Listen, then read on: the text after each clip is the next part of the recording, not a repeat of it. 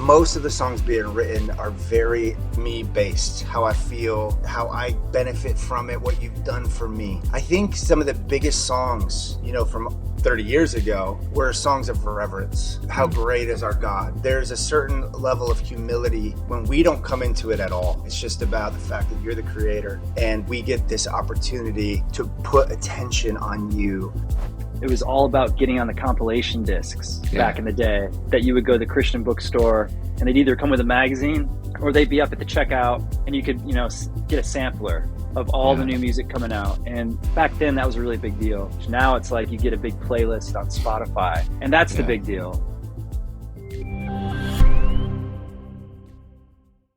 What's up, everybody, and welcome to this week's edition of Worship Fuel. My name is Matt McCoy. I'm the founder of Loop Community and the host of the Worship Fuel Show. Today, I've got the pleasure of interviewing and hanging out with Sanctus Real. We've got Chris and Dustin from Sanctus Real. I am so excited to have this conversation with them, talk about some past stuff, how they got to where they are and then what they're doing today. So we're going to have a lot of good conversation. Make sure you type in the chats with one thing that you're going to walk away from this conversation with when we're done. So make sure you hit the subscribe and follow button as well to stay tuned for future Worship Fuel episodes. But what are we waiting for? Let's bring in Chris and Dustin from Sanctus Real. What's up, guys? What a treat this is to have you. Thank you for joining. Oh man, thanks for having us. Appreciate it. Yeah. So Chris, you started Sanctus Real in the 90s. And I remember listening to you guys. I was a teenager in the 90s and always had Sanctus Real on I'm trying to think what kind of discs I was buying at that time, but like CDs that had, maybe it was a WoW CD or some sort of just like Christian hits of the 90s. And I mean, Sanctus Real was everywhere. And then Dustin, you joined the band in 2015. What's it like to be a part of a band for so long and see how much it has grown? Because I mean, that's a long time for a band to keep going. You've seen it change a lot. What's it been like? Yeah. You talk about the 90s and I was a teenager as well. So in the 90s, and that's when we started. And some of our early projects on Sparrow Records, it was all about getting on the compilation discs back in the day that you would go to the Christian bookstore and they'd either come with a magazine or they'd be up at the checkout and you could, get a sampler of all the new music coming out. And that was kind of like, back then, that was a really big deal. And to see the way things have changed, now it's like you get a big playlist on Spotify. And that's the big deal. And it's really cool to still be making music in this space that is still reaching people. And, even with Dustin on board now for the past 10 years almost, we've seen a lot of changes even as Dustin has been in the band. When he started, it was right after our previous singer, Matt, had left, and a lot of things were in flux for us at that point. Our record label had dropped us, booking, management. It was complete rebirth and a restart for Sanctus Real. And, through that whole process, when we even started with Dustin, I thought, man, if we could write songs that were good enough to get the attention of record labels again, maybe we could get another record deal and we could have another go at this. And we did that. But as it turns out, so much has changed in the past 10 years. We're fully indie now and we have our own record label. So even that has changed my mindset as to how the music business works, and getting our music out is easier than ever now, which is just really, really wild, really cool to watch. It is pretty cool that that's how people are consuming music now. I definitely remember the CDs that came with a magazine. And so give us a glimpse. I'm just curious, what year did you start Sanctus Real, and what was it like when you guys first started? Yeah, so it was 5 of us that started the band in 1996. And it started because we were playing worship at our high school for our chapel services. And it was myself, our previous singer, Matt, and another Matt who played bass. Another senior at the time, I think we were sophomores going into our junior year. And the two seniors were Mark, who was our original drummer, and another guitarist named Mike. And it started out very organically. It was, hey, at the time, for me personally, I was kind of new to Christian music as well. Like I'd grown up in the church, but we went to a Southern Baptist church where there was no modern worship. And so high school was a big change for me because all of a sudden they're using acoustic guitars for worship. And that was a big culture shift in the mid to late 90s that was happening with, we were coming into the modern worship realm. Yeah. And I remember seeing that happen because of my experience at high school. And I was new at the school my freshman year. And then there was bands that were coming on the scene that I had never heard of called Switchfoot, Bleach. And, Bleach. I forgot about Bleach. Oh my gosh. oh, dude, those guys were amazing. We became friends with them eventually, but that's what gravitated towards because I was a huge fan of bands like Weezer, Foo Yeah. Fighters. In the 90s, it was all about that alternative rock. And so we saw that, and we just from the beginning felt like we could take this and bring that into Christian music and kind of do what Switchfoot was doing or do what Bleach and Audio Yeah. Adrenaline. So that was kind of the motivation for writing our own music beyond leading worship at our high school. Yeah. That was a special era. I mean, I was like 13, 14 years old, listening to the OC Supertones, MXPX, Oh Sanctus yeah. Real. There was a band, well, you mentioned Bleach, which is interesting. There was a band called Silage, I think. Yep. Silage. I don't even know how you say it, but Yeah. Yep. that was just such an interesting era. And I also love hearing that you guys were playing in your school. Was it a Christian school then? Doing Yeah. chapel? Yeah. That is pretty Small cool. school. Yeah, my daughter goes to a small Christian school, and I literally just a couple weeks ago was asked, "Hey, can you come in and help like get some student bands going because they don't really have a lot happening?" And I'm like, "Oh my gosh, how in the world am I gonna put together these student bands?" But I think that's such a cool story that's actually where Sanctus Real started. Yeah, it really is.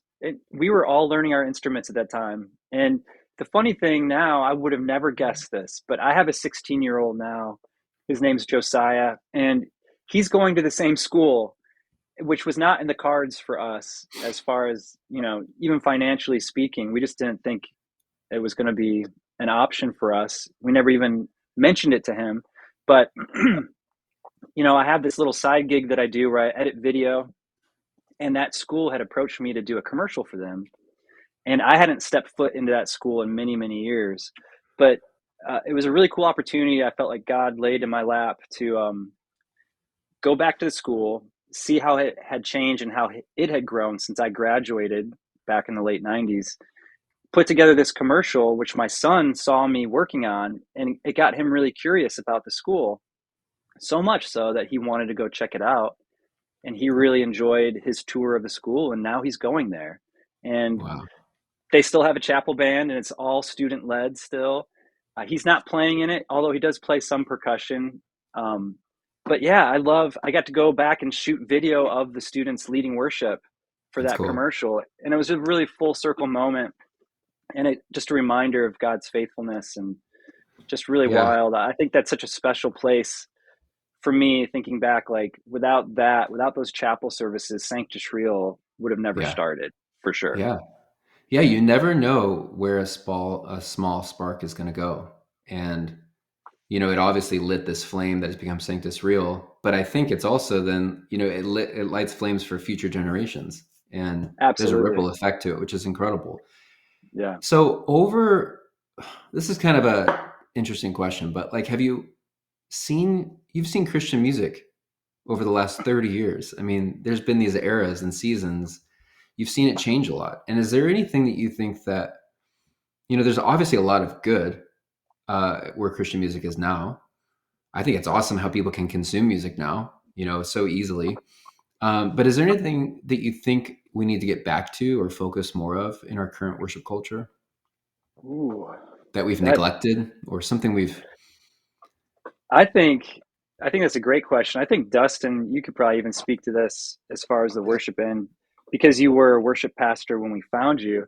Because for us, yeah, we saw a lot of changes in CCM, and the thing that kind of, I guess, bummed me out, I should say that lightly, is we were never considered a worship band, or our songs were never considered worship as Hmm. Sanctus Real. And I think Did you think it for was me, worship? yeah, I think that's just the dichotomy of maybe what I'm trying to get at is Yeah. wherever your heart is, if your heart is to express the joy that God has brought you, and you use the talents He's given you, and you have these ideas musically, and if it's all directed towards Him, then it should be considered worship. I feel like, and now Yeah. it might not be what the church has come to know as modern worship today, but Yeah. I think Yeah. we're getting into this season now where our heart has always been for worship. Dustin, being a worship leader coming into the band, has kind of pulled us more into that, and he's seen a lot of changes over the years with that as well. But for me, I think if the heart's there, I love it when songs that we write that might not be straight up worship songs are used in those kind of environments, because I think they should be. Yeah. I think there's a little bit of a term definition, the definition of a term when we talk about this, because there's what we refer to as corporate worship, right? Like worship that's going to be sung in groups with churches and people, and those songs were always specifically written for the church. And what's happened is over the last 10, 15 years, those worlds, the CCM world, which was, I don't want to say entertainment per se, but they were written to be clean, and you could have fun songs, and you could write things that were unique, um, and it wasn't all vertical. Basically, it was, some of it was talking to people, and those worlds merged where people started calling everything worship, but what they referred to it as was corporate worship, right? Hmm. I mean, worship is just an act of reverence to God, and you can do that in a lot of different ways. But Yeah. the term worship has been, not in a negative way, I'll careful with, but co-opted in the sense that everything now that's worship is looked at as this corporate thing. And I led it for many years. In fact, I didn't really know a lot of CCM when I got in the band. I had never really done that thing. I'd always been the worship guy. So I entered into a new world Yeah. completely trying to figure that out. But I've had this front row seat to everything on the radio, everything that we're trying to, everything gets pushed. People start calling it worship, and it's like everything becomes this corporate worship rather than just a heartfelt, hey, this is part of my worship in this song, even though we're encouraging people, and though it's not vertical worship, it's a message of faith. Yeah. Um, so the biggest change, I think, in a lot of ways, is the merging of the two worlds, right? Where Mm. everything Yeah. is now being referred to as corporate or this or that, and corporate worship is all over the radio, where that used to not be the thing. That was more reserved for churches. Now the radio is full of it. So it's really just been a massive merging of those Yeah. things. Yeah. That's a good point. So when we just think about just corporate worship, which is like the songs that are happening on a Sunday morning service, Yeah. typically, is there anything that you think that um, would be good for us to kind of bring back or even remember that happened 30 years ago? Or, because there's a Yeah. lot of now younger worship leaders who Yeah. weren't around in the late 90s. Right. I think And there's a yeah, I think there's a balance that we're missing. Like, I still lead a lot of worship. Small churches, big churches. We have a small church in town here. I lead worship, and there's young worship leaders. And something I think is missing is that it seems as though most of the songs being written are very me based, how I feel, how I uh, benefit from it, what you've done for me. I think some of the biggest songs, from 30 years ago, were songs of reverence. How mm, great is our God? These big, where it's just, it doesn't matter your situation, right? God's the same. He's big. And there's a certain level of humility in our singing when we don't come into it at all, right? Like, it's not about yeah, me at all. It's just about the fact that you're the creator, and we get this opportunity to put attention on you. I think for me, more than anything, when I'm singing, I feel a desire to just elevate the creator, where I think a lot of modern songs feel like we're almost elevating the creation and saying, look what the creator can do for me. And I think there's a balance to this, because you want to express from where you're at and how you feel. But at some point, it almost starts to feel, for lack of a better term, almost narcissistic and inward focused. And I think generationally, we tend to focus on how we benefit rather than that God. We have a song called "My God Is Still the Same," rather than just the bigness of the creator of the universe. That's there's a lot of nuance, when we talk about Yeah. this kind of stuff. There's a lot of things that go into this, but just from a Yeah. real big picture perspective, that's the first thing. That's the first thing that I really feel, man. That we just God is the same whether we're benefiting or not, right? Like Yeah. He's the Yeah. same whether we're blessed or have favor or not, and a lot of our songs don't reflect that. Yeah. What a wild perspective you have of being a worship pastor at one point and now lead singer of a band. How did that connection even happen? Like, did you get like how did you even get connected with Sanctus Real to make that switch? Chris can tell his part of the story because he's got Yeah. one side and I've got the other. Yeah. So, where to start? It was a Yeah. crazy season for us because when Matt had been in the band for about 20 years at that point. We grew up together, went to high school together. And when he came to Mark and I and said, "Hey, I think I got to step out," for whatever reason, for me, I just felt so strongly that there was still work to be done with this platform of Sanctus Real. And I'm being honest when I say it wasn't because like I I couldn't give it up or because I was like headstrong about it. I just felt like there were still songs that needed to be written that people needed to hear, and surely this couldn't just be the end of that after 20 years. But to the music industry that would be looking at us, they would have thought, and some of them even said this, like, you guys had a great career. You Yeah, put let it out, go.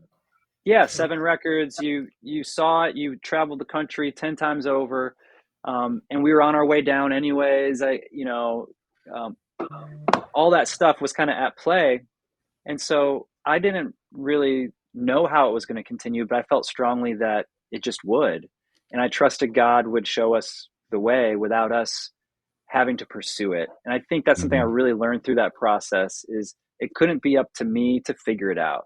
And it couldn't be up to me to go find the person, give him the job description, make sure it all fit in a nice box and say, okay, let's go do this, because it wasn't going to work on my own merit. It didn't work that way in the first place. So the only way it was going to move forward is if God had somebody specific for what this next season of Sanctus Real is going to be. So we didn't have tryouts. We didn't post anything to anybody. Obviously, the insiders knew that we were probably going to be done, and not very many people knew we were going to try to continue. Our bass player at the time, he had been with us for just a few years. He was also from Michigan, and one day in a hotel room, he said, "I've been thinking," and this is months into this process of playing our final shows with Matt. And he said, "I've been thinking about this, and there's this guy I know that, years ago we did a project together because he had a recording studio, and he's like, I heard he just put out a project with his wife, and it's like folk music, but he's a good dude, and I just feel like I should play this for you." And so he played me a little, like 30 seconds of this song that Dustin had recorded recently with his wife. And for whatever reason, I don't know if it was God speaking to me or what, but it was like, oh, okay, I can hear it. Can you call him up? Like, I think this could be it. Like, it wasn't Yeah. like we had tried 20 other people or looked at anybody else. It was just like this very natural, organic thing. He got in touch with Dustin. We met up. We had dinner together. It was an easy hang. It was very organic, like I had hoped. And then from that dinner, we went over to Jake, our bass player's home studio, and we wrote a song together. And it worked. It was easy enough. But in my mind, it still wasn't like, this is it. It was just like, okay, that's cool. Maybe that'll be it. But we had so many loose ends to still tie up where we were at with Matt.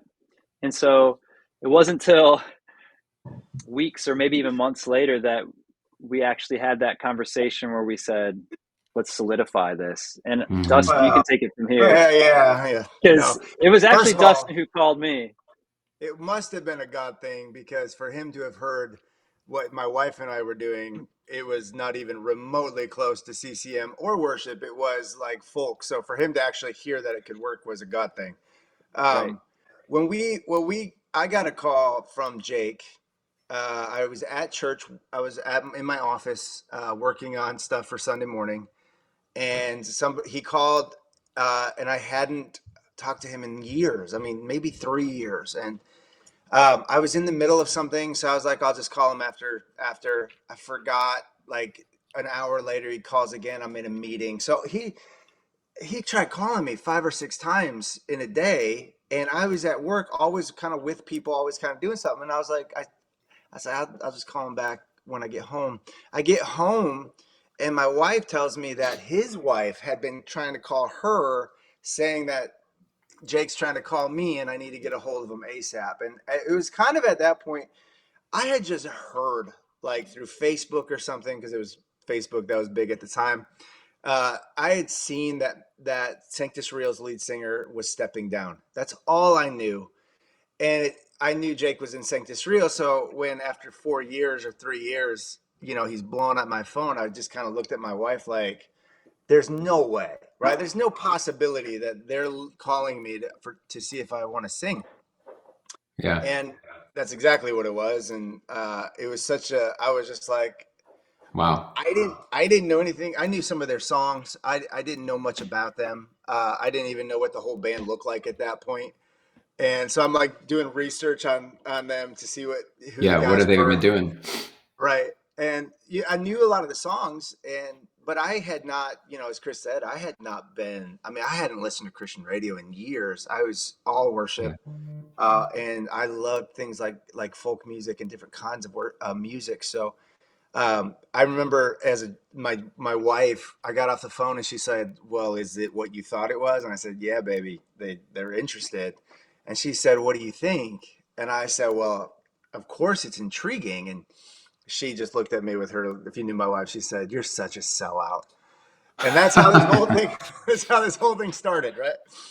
And when I went Oh wow. to when I went to this meeting, or when I went to this dinner with them, it was great. Everything kind of clicked. I was like, these are legit guys. And I remember at the end of it, I just said to them, "Look, guys, I don't need this. I'm 34 years old. I've got kids. I've got a job. I don't need this. It's very intriguing." I said, "But just for me, the one thing I need you to not do is let it linger. Like, don't leave me hanging. I know you're busy. I know there's stuff going on. But if this is something you want to move forward on, because I can't really have this just hanging over my head while I'm working for a church and our family and all this kind of stuff." And Chris is like, "Yeah, of course, yeah." And then I think it was 3 weeks to a month go by, and I don't hear from him.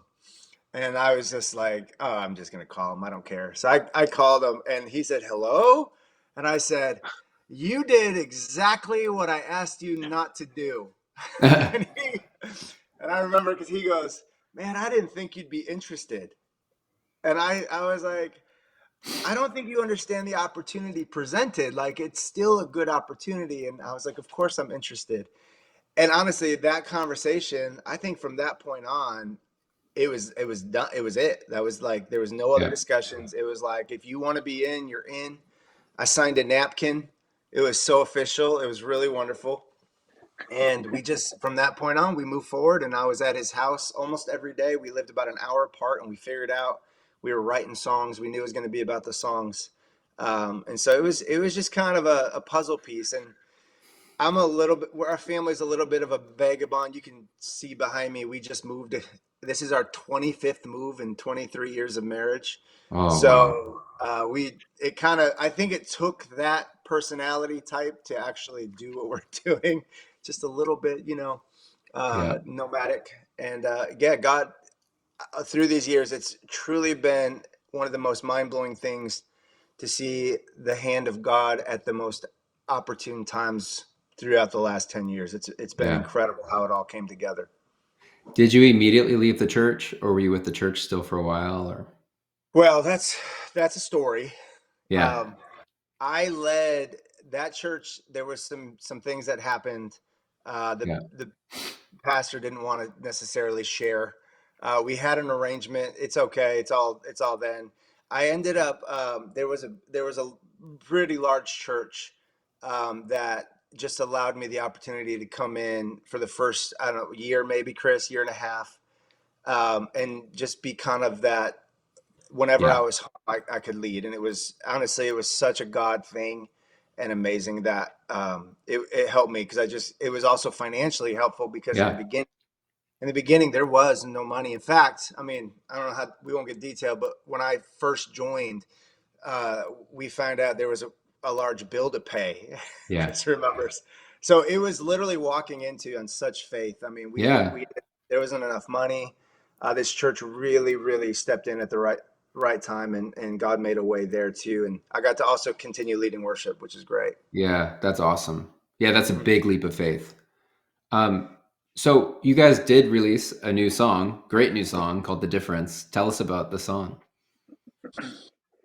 Yeah, It's that's great. Who wants to go for I it? know always, well, it started with Chris. I think what's cool about being in a band Yeah. is it's a lot of times you'll write songs, you write them in a group, and it's like, we're going to write the coolest song we can, and it's going to go to radio and have all these plans for it. But I think a lot of our best songs start with like ideas between us, and he Yeah. loves to send us these cool riffs, and that song started with a riff, and I think that's what kind of made it unique. And all of our songs kind of ideas, I was saying, we were talking about this the other day, where I write a lot for other people. I walk into those writes with ideas, like we come up with Mhm. themes, and hey, here's a song title or something. And I never do that with our band, because most of our songs, we'll get in a room, we'll have this cool riff idea, and then most of those ideas of ours end up coming through conversations. We start talking about where we're at, what people are going through, what's on your heart, and something that's been on all of our hearts the last couple of years is just this idea of hopefulness, because we travel church to church, we've met a lot of people, and we've seen situations, and just feels like people are hopeless a lot. And I'm talking about people in the church. We've had these conversations where, you talk to people and they're believers, but they're struggling day to day, like trying to figure out if it's worth it, if their situation is dark. And so we just have been like, God, if we could just speak some hope into people's lives through this next season of our band, that's what we want to do. That's where we feel like you're leading us. And so this song actually still came from that idea of hopefulness, of talking through, like, if we didn't believe in Jesus, where would we be? Like, it's not so much Mhm. that he's just like making everything better. It's that we believe in something that goes beyond the situation, right? Like, and the difference in who we are and how we think and how we talk and how we walk and how we love, it's really because we believe in something greater than just this thing.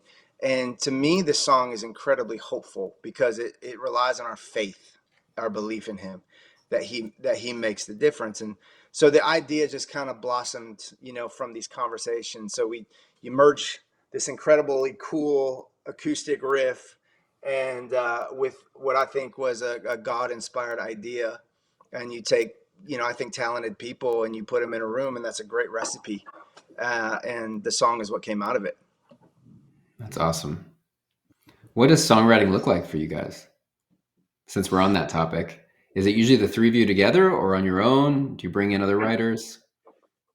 we typically, it's usually Dustin and I with other writers, one or two typically. And since I live in Ohio still, we'll be somewhat coordinated with, okay, let's get together for 3-4 days. I'll come down. Our publisher is awesome. And his name's Jonathan Mason. He'll get together I know Jonathan with very, us. very well. Good I, friend. I figured you might. I was just He with is him great. last week. Or yeah, No way. he's I great. was together with him for a week in West Virginia. Such an awesome guy. Cool. That's awesome. So yeah, he'll say, "Well, I got this guy this time. What do you think?" And he'll always bounce it off us and ask if there's anybody we want to get with. And we'll do 3 or 4 days straight. Some of those days we'll have two writes even sometimes. And yeah, I usually try to come in with some musical ideas, and sometimes they're worked up.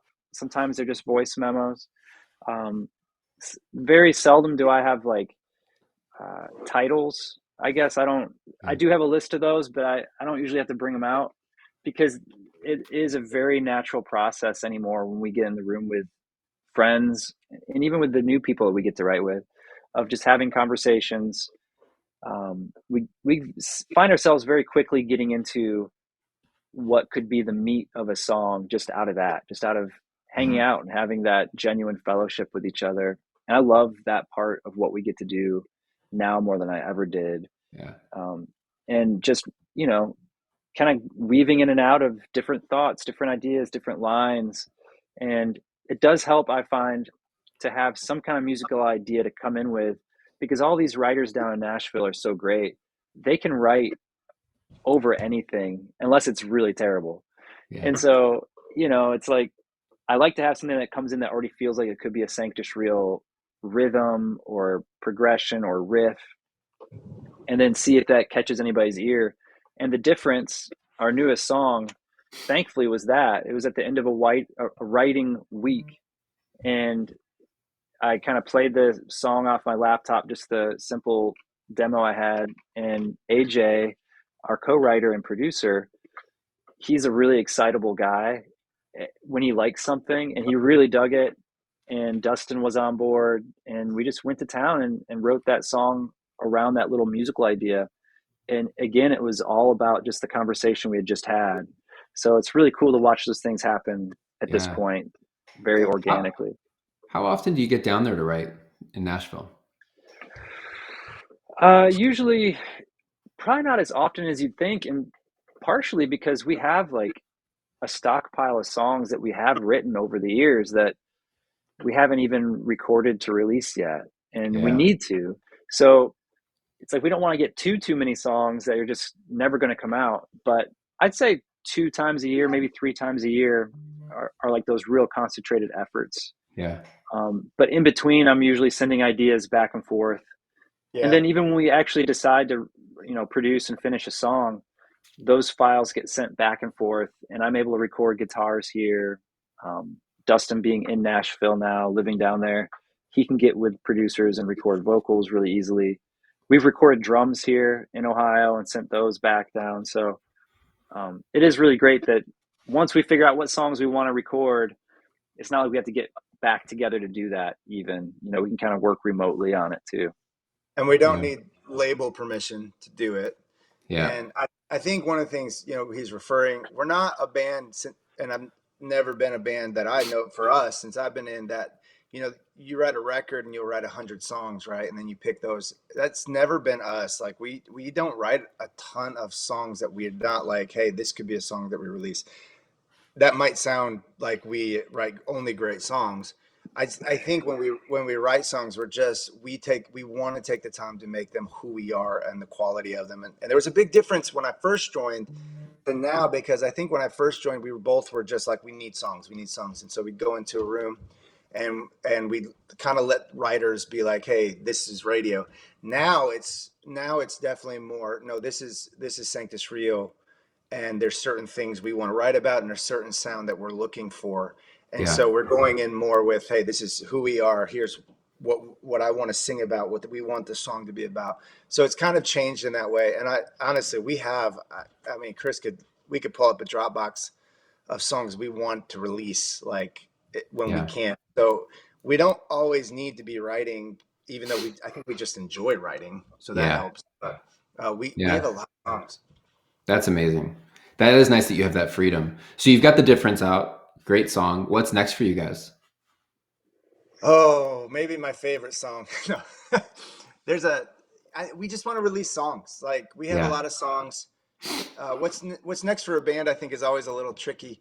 We did not expect, I'll just be fully honest, we did not expect The Difference to hit the worship world the way that it has. We didn't go into releasing this song thinking it was corporate worship. Even as a corporate worship guy, I'm very pleasantly surprised how the outlets have embraced this song as a corporate worship song, because it's a God thing. It wasn't really the thing we were thinking, hey, this is a great corporate worship song. Yeah.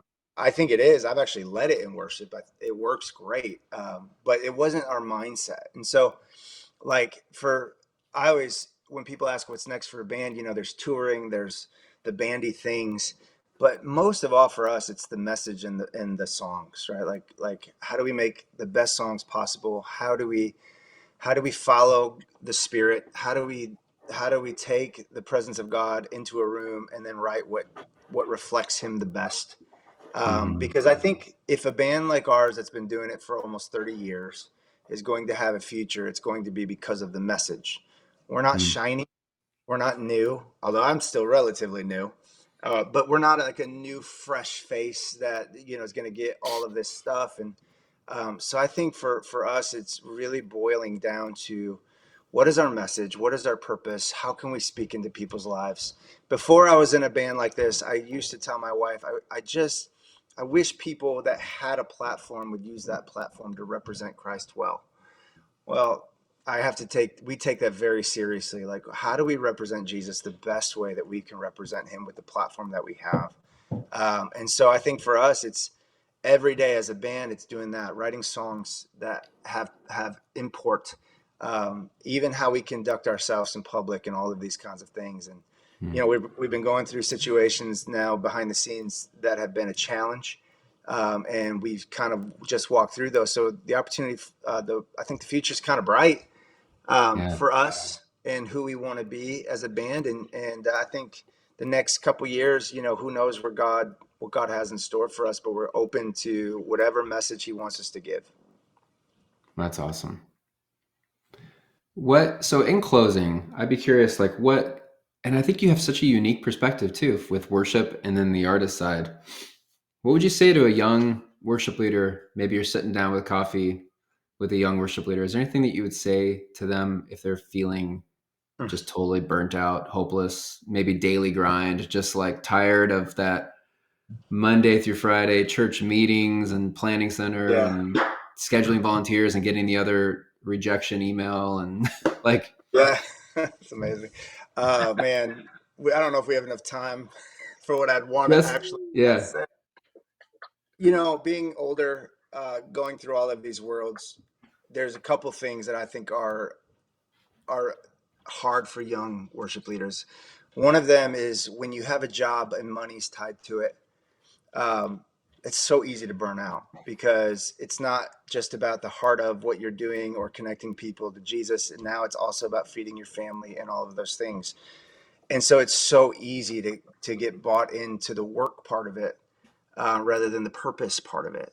yeah, And, then we also have this idea that if we're good or talented, that it's our destinies to be on big stages, right? That we're called to this thing.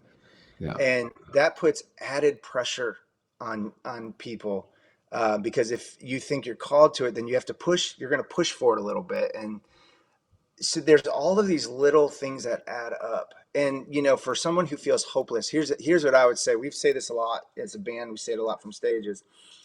Your hopelessness almost can't exist in a Christ believer because merely believing in Jesus brings hope, right? Like He is our hope. He doesn't give us hope. And so I always say, like, if you struggle with hope and hopelessness, then you almost have to start asking yourself what you believe in, who you believe in, and why you believe in Him. Um, and if I were to say anything to anyone, is motive as a Christian is everything. Motive. Why are you a worship leader? Is it because you can sing and you have talent? Um, we can do really good things for the wrong reasons and it ends poorly. Sometimes we do things that look not as good for the right reasons, and God will honor that more. And it's really the motive that's more important than just the action. And so I would challenge a young worship leader who maybe works for a church or is getting burned out. The relationship with God your relationship with God is what makes worship leading work. You don't usher in the presence. We are already in the presence of God. It's that connectivity to Him. And most people get burned out because of the human parts of the job, right? mm-hmm. You take Totally. somebody's you take somebody's money, you take the church's money, you have to do it. You have to. It's part of your responsibility and your work ethic. And so the only thing you can say to somebody is, you could do that working a 9 to 5 and probably making way more money somewhere else, or you can connect to Jesus, right? You have to do the important things first, and you have to find your hope, and you have to find that in Christ, because all burnout is dealing with too many faulty humans. That's burnout, right? When you're surrounded by dark situations or difficult human beings, and the job becomes a challenge, and a lot of young worship leaders aren't equipped emotionally, physically, or spiritually to handle full-blown adults questioning everything. So that's a long answer, and I could give a way longer answer if I want, but that's where I would start. That's excellent. I really appreciate that. I know that's going to mean a lot to people. Well, guys, Chris and Dustin, thank you guys so much for taking the time to talk about the band and reminiscing a little bit in the 90s and telling the story. Just such a cool story to hear your journey too. And I'm encouraging everybody to go listen to The Difference. We've got all the charts and the tracks too at Loop Community and on CCLI. So go check it out, people. Guys, thanks for joining us. Yeah, absolutely. Thank you. Thanks for having me. Yeah. Great to meet you. We'll see you soon. All right, guys, great interview with Sanctus Real, Chris and Dustin. Thanks so much for joining. Make sure you go listen to The Difference wherever you listen to music. If you're a worship leader, go check out Loop Community, Song Select, get the charts, get the tracks, all there, ready for you to use at your church. Type down in the comments what's one thing you walked away from this conversation with, and hit the subscribe button. We'll see you next time.